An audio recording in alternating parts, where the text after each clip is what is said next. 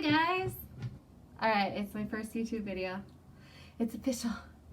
I'm gonna start a YouTube channel. YouTube thing. What do they call these? Are these called vlogs? Are they still called vlogs? I feel like I, for like a couple years, was really into like the technology trend, and then it's officially past me, and 16-year-olds are officially doing things that I have no idea how to do. So, I did figure out how to do the Face app. I made myself look old. I made the guy I'm dating look old. We look awful. So, I broke up with him.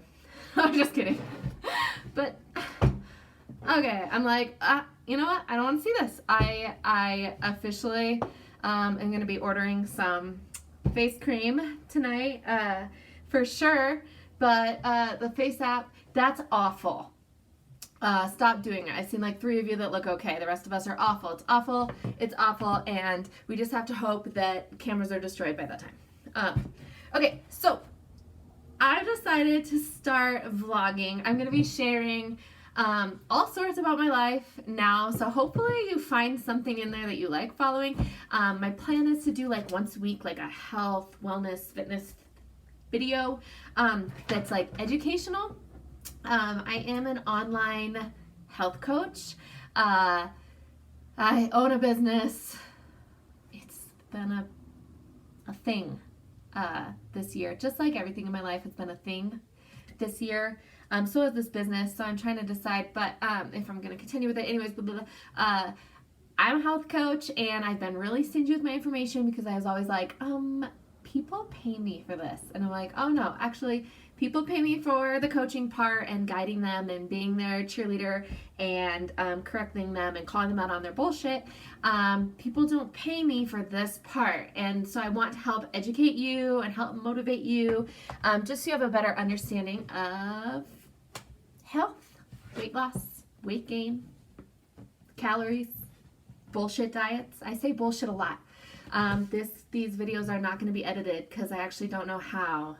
So I need somebody to teach me how to edit videos. So if you are somebody that's good at that, yo, hit me up because I will learn. I will try and learn. Okay, so anyways, my first video, I totally recorded one that was 18 minutes long just a couple minutes ago, and I was watching it and I hated it. So we are trying this again. I also hate myself on videos, so that's cool. But people like watching videos, and I hate it because, like, currently blocking my kitchen so that you can't see that it's a disaster. So I, like, was like this earlier, and I was like, oh, that sink is full of dishes. We're going to pretend that's not there. I do clean my house, but I do dishes later, and we ate a lot in the last 24 hours, apparently, on plates. So that's annoying. Okay, so anyways, where I'm at in my life, I'm going to catch you guys up, bring you up to speed in case you're not there. I'm like 36 hours away from being officially divorced. And a lot of people are really distraught by the fact that I'm not. And that's annoying, to be honest, when people are like, how you doing? You're like, I'm good. You're like, oh, are you sure? I'm good. And this is not to bash on anybody who's like going through a divorce or got divorced and it was like the worst year of their life. But honestly, feeling very liberated. I spent a lot of years being pretty lonely and hurt and distraught. And so when I finally came to the decision, which if you know me, I'm not like this person that goes back and forth between decisions a lot. I am like, once I make the decision, it's made in my head. You can't change my mind, and which is why I also don't tell people a lot what's going on up here until I make the decision. I hate when people ask me about these huge life decisions I'm going to make because I haven't decided yet, and so then it just creates more pressure. So anyways, I'm going to be divorced, officially divorced. Been separated for like a long time, and we're both like dating other people. So that's and so single mom, if you know me, I mean, I'm from a small town, and I feel like a lot of the people who actually watch my crap know me. You know that I basically kind of lived as a single mom for years. I ran a business. I worked like 80 or 90 hours a week while toting my toddler along with me. She's a flippin' trooper. She's like the coolest person you'll ever meet in your life, my toddler. By the way, that's what I'm talking about. And uh, I did that and took care of my home and took care of my dogs and all that by myself. My ex-husband worked away from home for the majority of our marriage, the majority of my child's life. So when we like officially when I was like, peace out, home skillet, not a lot changed. We argued a little bit more about logistics and all that, but I'm still doing the thing. Like, it's me and Addie here at my house.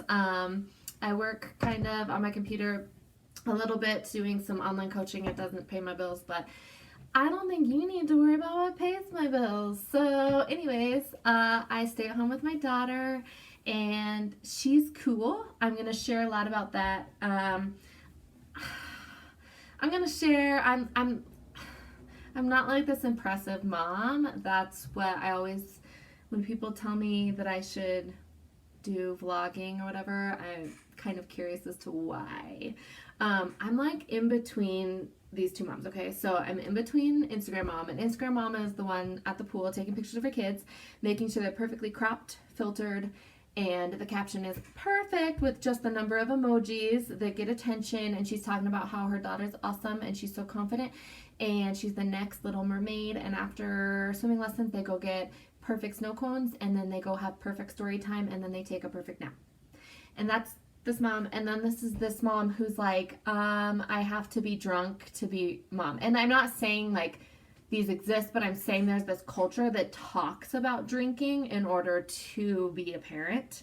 And I like to be like somewhere here where, like I try to do educational stuff with her every once in a while. I like to take her for a walk because I think it's important that she gets vitamin D and that she gets out of the walls of our home. I let her roll around in dirt often. I sometimes make her smoothies with spinach in them, and we forgot to give her a bath for like 6 days because she was doing swimming lessons. And I had been gauging her need for a bath on the amount of dirt buildup on her. And when you take swimming lessons, the dirt washes off, in which case I was in my brain thinking she was clean. And then I realized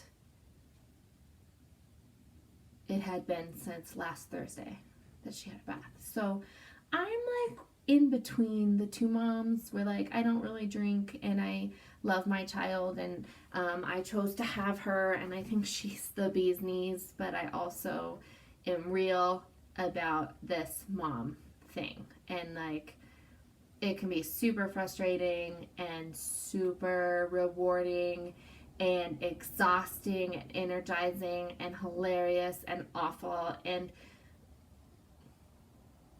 yeah. So we'll talk about that.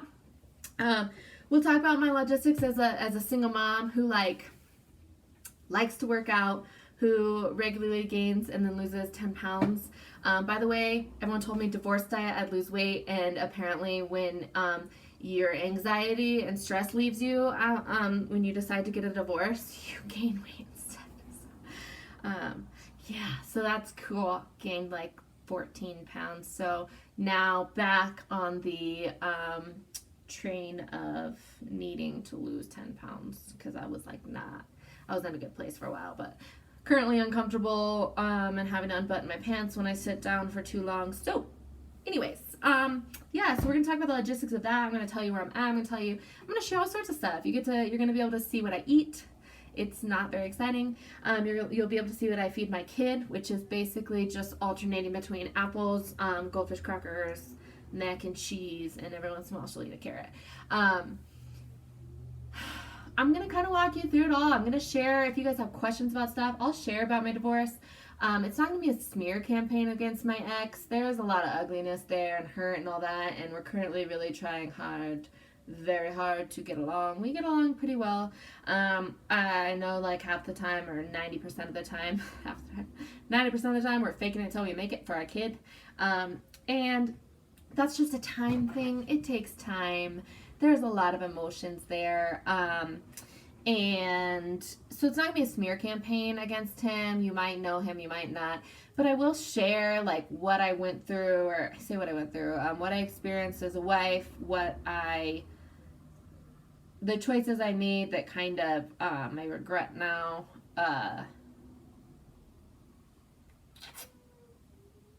How we really focused on keeping our divorce clean and not ugly, between the two of us at least. You can't control everyone. And yeah, I'm going to try once a week to post like an educational health and fitness video. And then I'm just going to post a video maybe once a week, just like telling you about my life. I'm going to share more videos of my life, I hope.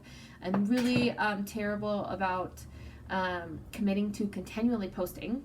So that's kind of my goal right now. I'm kind of like in a midpoint in my life. People are really pushing me to make a decision, make big life decisions. Like I didn't just make a huge one, choosing to get divorced. It's a pretty big life decision, life altering, changes things. And so I feel like I'm like all decisioned out for a while, but I am kind of on the road of like, okay, so what am I going to do next? I need to go back to school so I can make money. What am I going to go to school for? Where am I going to go to school? People are like, what are you doing? Like, are you selling your house? I'm like, are you not selling your house? Currently? No. Ever? I don't know. So, yeah, you get to follow along as I make these huge life decisions and continue to try and keep my child alive and co-parent with my ex and date somebody who lives 200 miles away. I made that face like I'm annoyed by it. He's a really great guy. I really like him. So you get to see more of that too. And then I will answer your questions. You have health and fitness questions. I'm going to try and answer them and educate you. And we'll move on. We're going to do the thing. I saw this quote today that this person I follow on Instagram posted that it resonated with her, and I realized it really resonated with me, and it is, pressure is privilege. And when I first got divorced, I spent a lot of time being super bitter.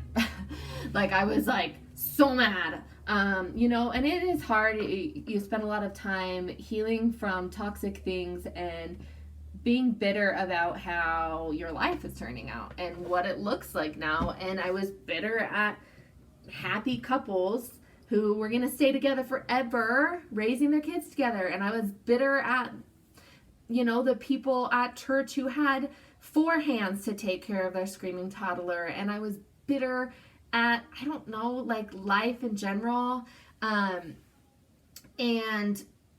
when I stopped being bitter about it and kind of accepted where I was at, and all this pressure I was under to make these decisions, right? To decide if I was going to stay in my home and decide how we were going to move on, and decide if I wanted to keep seeing this guy I met, and decide if I want to go to school, and decide if I'm going to sell my house. Like all this pressure is a huge privilege. So instead of looking at it as like this bitter thing of being like, this is not how my life was supposed to be. I was supposed to be a stay-at-home mom who made popsicles from scratch out of like ground up kiwi and tomatoes or something.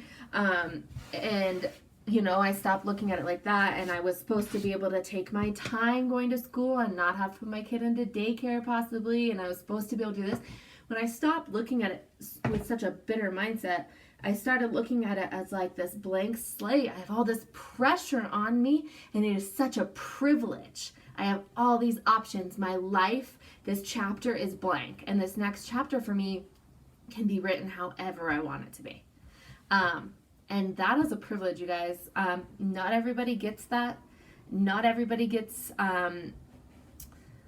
choices and the option and pressure. A lot of people aren't under any pressure. There's nobody putting pressure on them to do big things. And it's a privilege to be under pressure to look and say, I get to choose what to do next. So pressure is privilege. That's the quote that resonated with me today. Hopefully you'll subscribe and follow me, and I can share stuff with you, and you will enjoy staring at my face and listening to me talk. And I promise to like sometimes use graphics maybe so that there's visuals. And I also promise to do my dishes. Maybe not before the next video, but definitely today. I'll do these ones for sure. So see you next time.